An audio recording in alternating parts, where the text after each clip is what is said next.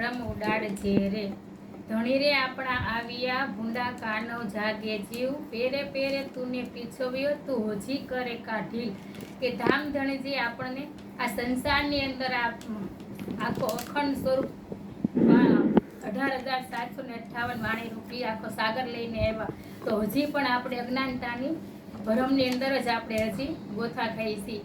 કેમ કે ધામધણી જે આપણને જગાડવા માટે આવ્યા છે. આપણી પહેલા સંસારની અંદર આપણે આવ્યા ને તો આપણી પહેલા રાજ્ય આપણી પહેલા આવી ગયા કે મારી રૂહ આ સંસારની અંદર આવી છે ને તો એની પહેલા હું આવી ગયો. તો વારે વારે આપણે વાણીની અંદર કહી છે ને વાણી ધામધણી જે આપણે જાગૃત કરવા માટે કેટલાય પ્રયત્ન કરી રહ્યા છે પણ હજી આપણે જાગૃત થતા નથી. આપણને તેડવા આવ્યા આ દુસ્તર માયામાં હે કે આ સંસારની અંદર આ વાણી આવે એમ જ નથી. શ્રીજી છે ને તેને માટે હું કહી રહ્યો છું. તો થોડા શબ્દમાં એને ઊંચા ઊંચા શબ્દ લઈને અને તેનું આ વર્ણન કરી રહ્યું છે. ધણીજી કહે છે, શ્રીજી કહે છે કે આ સંસારને મારા મુખે જાગૃત થઈ રહ્યા નથી. ભરમ ભૂંડો તમે પર હરો જેમ થાય અંજવાળો અપાર કે જો આ સંસારની અંદર ધામધણીજીએ કેવું તારતમ જ્ઞાન રૂપી આપણને અંજવાળું કરી દીધું છે. તો વચન વાલાજી તણા તું મૂળગા સુખ સંભાળ કે ધામધણીજીના વચન છે ને સંસારની અંદર આપણે આ કેટલાય અત્યારે ધર્મ છે કે બધા અલગ અલગ સંપ્રદાયો કરીને બેસી ગયા છે તો પણ કોઈને ખબર છે કે એક પરમાત્મા છે. બધા કહે છે પરમાત્મા એક છે પણ એક કોણ છે એની કોઈને ખબર નથી. તો આપણને તો કેવી ક્ષર અક્ષર અને અક્ષરથી પરે અક્ષરાતીત આપણું પરમ ધામ છે. તો આપણી પરાત્મ પણ ત્યાં મૂળ મિલાવાની અંદર બિરાજમાન છે.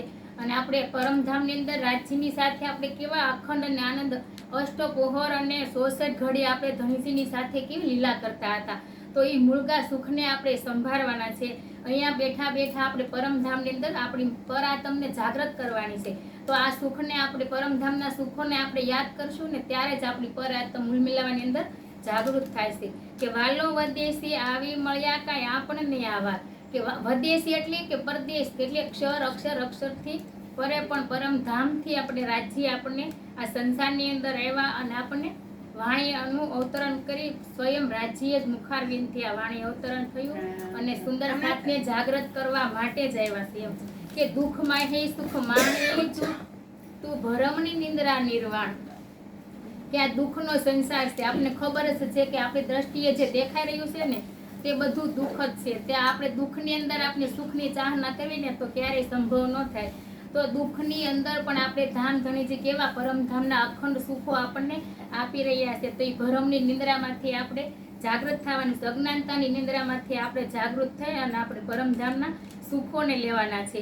અનેક વચન મેં કહ્યા માન એકનો ન કરે વિચાર. જો ધામધણીજી આપણે કેટલા પ્રયત્નો કરી રહ્યા છે આપણે જાગૃત કરવા માટે, તોય પણ આપણે એક વિચાર પણ નથી કરતા કે આપણા ધામધણીજી આપણી માટે કેટલા અનેક પ્રયત્નો કરી રહ્યા છે જાગૃત કરવા માટે. છતાં પણ આપણે એક વિચાર પણ નથી કરતા કે આપણે કોણ છે, એ ક્યાંથી આવ્યા છે, આપણા આત્માનો માલિક કોણ છે. છતાં આપણને વિચાર પણ નથી આવતો કે અર્ધ લવે તારો અર્થ સરે ભૂંડા એવડો તું કા કેવરાવ કે અર્ધ લવે તારો અર્થ સરે કે તમે આ સંસારને માયાની અંદર તમે કામ કરતા કરતા પણ જો ધણીજીની અંદર તમે ચાહના રાખશો ને કે અષ્ટપોહર આપણે ખાતા પીતા સોવત જાગૃત દમ ન છોડે માસ્તુકો ઝાંકી અસલ હક નિસ્બત કે આપણે ધામધણીજીની સાથેની જે અખંડ નિસ્બત છે ને તેને આપણે યાદ કરશું. હર પલ આપણે વાણીને યાદ કરશું. આપણે સવાર સાંજ આપણે ચિત્તોનીમાં બેસશું તો પણ આપણે ધણીજીને પ્રાપ્ત કરી શકશું. કહે ઇન્દ્રાવતી નરસૈયા વચન જોઈએ કરીને ચિત કહે ઇન્દ્રાવતી કે ઇન્દ્રાવતી જગ્યા નરસૈયાએ કેટલી એને પણ પ્રેમ ભક્તિ કરીને કેટલી ભક્તિ કરે તોય પણ એને 4 દરવાજા આડા આવ્યા ને કે સ્થૂળ સૂક્ષ્મ કારણ અને મહાકારણ. તો એને પણ 4 દરવાજા આડા આવ્યા ને તો એ પણ તે પાર જઈ શક્યો નહીં, બેહદથી પરે નહીં જઈ ન શક્યો. એમ તો આપણને તો કેવું સરસ અખંડ જ્ઞાન મળી ગયું છે અને આપણને બધી ખબર છે, છતાં પણ આપણે હજી આપણી આત્મા જાગૃત થતી નથી.